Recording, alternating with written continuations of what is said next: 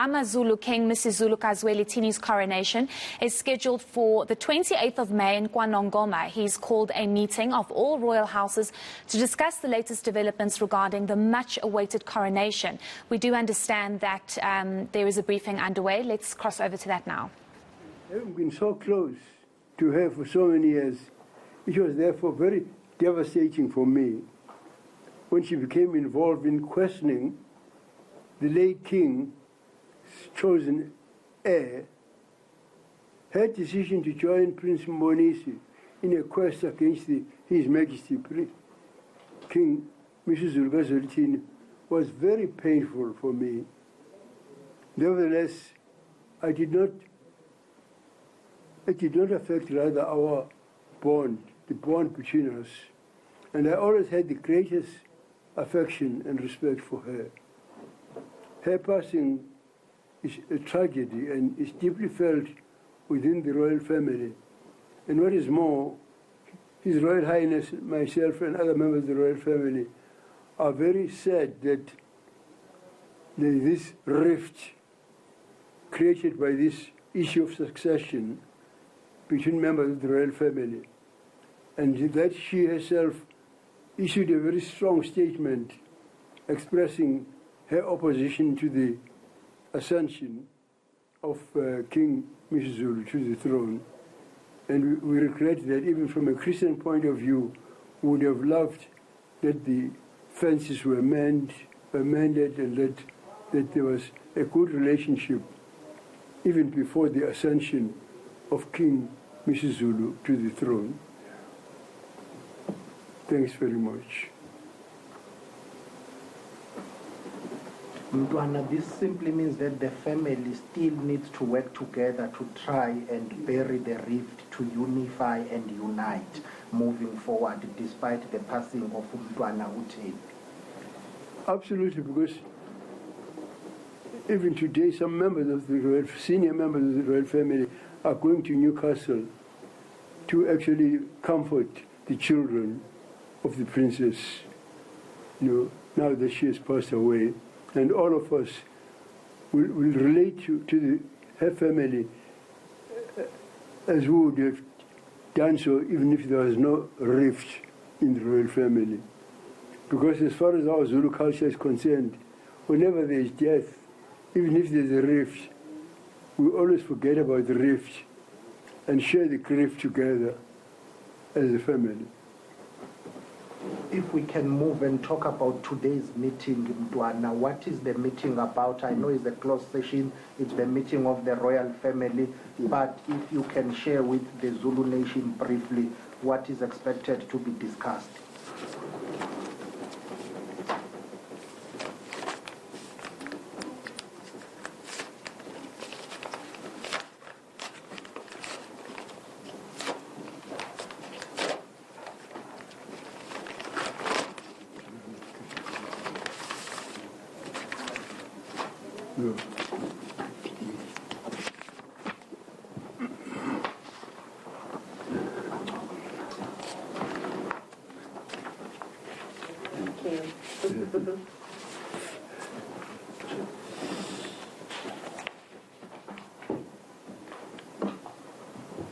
As far as today's meeting is concerned, we regret very much that even now we're waiting for His Majesty, our King, to be present to start, dealing with issues which are very important, which we cannot deal with before His Majesty arrived. Following our meeting on the 90th of January, with the panel established by the Minister of Cooperative Governance and Traditional Affairs, the panel's report was submitted to the President, His Excellency Matamela Cyril Ramaphosa, enabling him to make a final determination on the recognition of His Majesty King Mrs. Zwelithini in accordance with the Traditional and Cohesion Leadership Act of 2019. In accordance with the traditional that act, accordingly, the President's formal recognition of His Majesty the King was then announced on the 17th of March 2022. Now this then triggered the launch of preparations for the official installation of His Majesty, the King. So, His Royal Highness here, Prince Philemon Dinizulu, who I think were the only two male grandsons of King Dinizulu alive today, and other members of the royal family, including our matriarch, that is the Queen Mother Mavis Mazum, and other members of the royal family. We established what you call a coronation committee, and we received very good assurances from both the President and the Minister of Corporate Governance and Traditional Affairs that government would work closely with the committee to make the necessary arrangements. Now, on Monday, the 28th, at His Majesty's invitation, the Minister of Culture, that is the Honorable Dr. Kozana Dlamini Zuma, and the Director General, together with the Premier, the Honorable Cecil Zigalala, came to Ulundi with a delegation of senior government officials. I didn't meet them, but they were actually invited by the King. These principals then left because for some reason the King did not attend the meeting. Then the delegation engaged with members of the royal family who have been designated to interact with government. An agreement then was reached that representatives of government departments will work with the committee to make arrangements for the coronation. We were urged, however, to finalize the date of the coronation as a matter of urgency. It was then agreed at that point that the coronation would take place not later than the end of May, which I conveyed the same date to His Excellency, the President.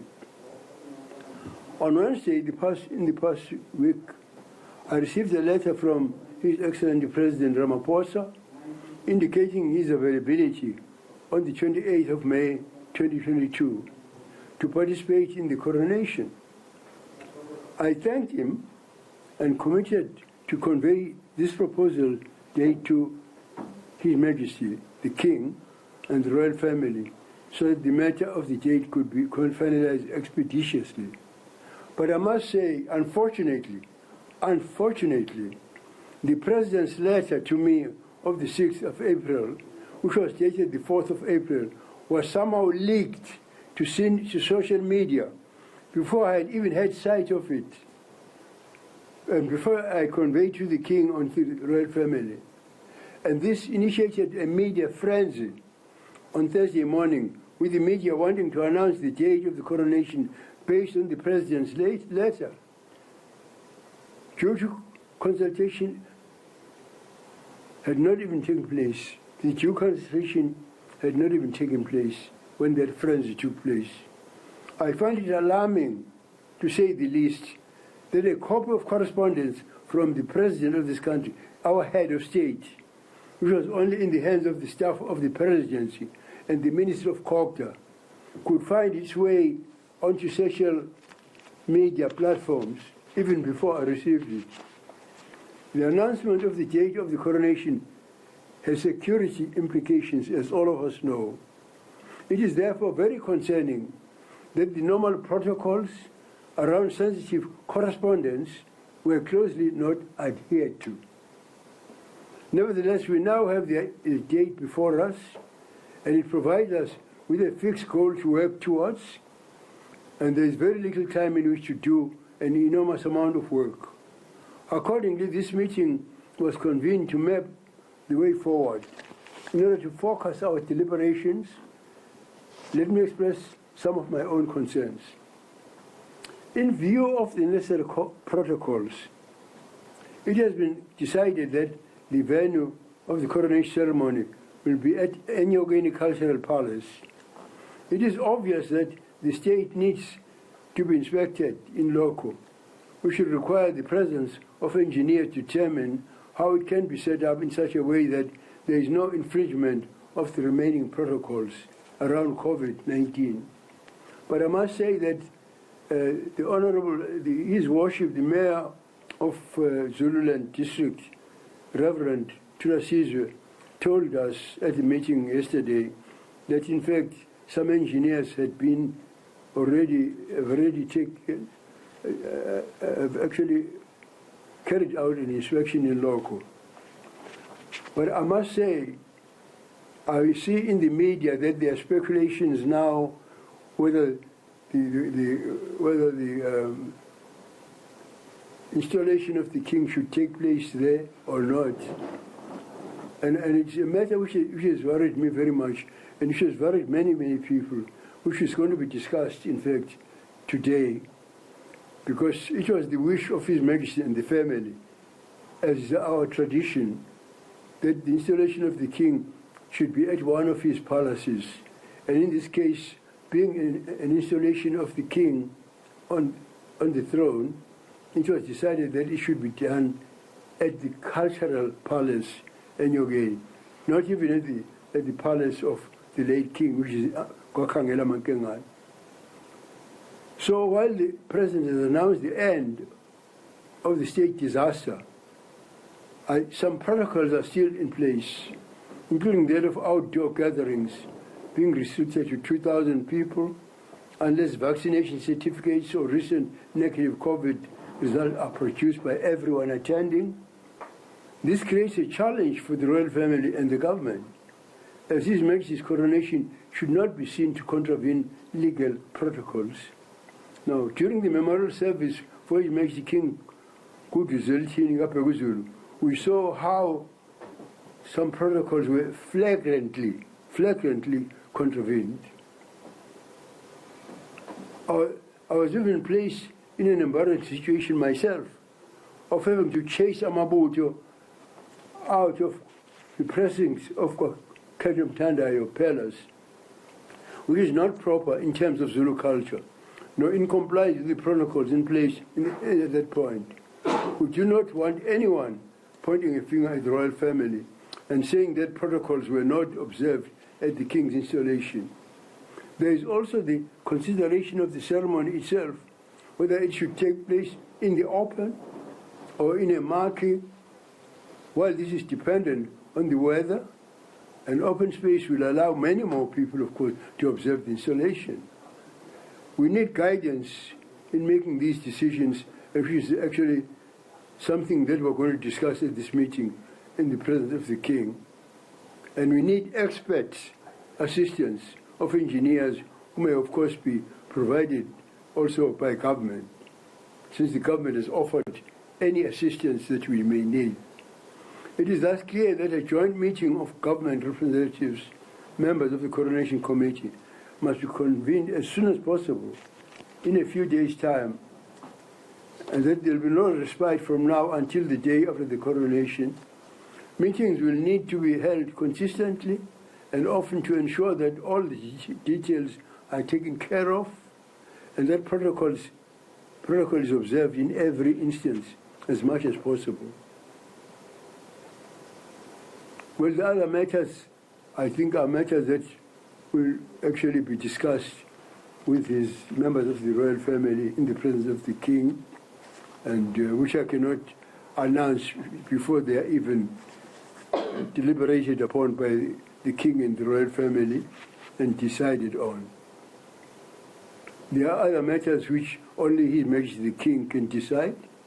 His Majesty will need to indicate, for instance, whether there are any public figures, both local and international, whom he would like to invite as his special guest on that day. And that has challenges, of course, because, I mean, if, as in the case where there's an indication that his uncle, His Majesty King Mswati III, may want to attend, I mean, he's a head of state.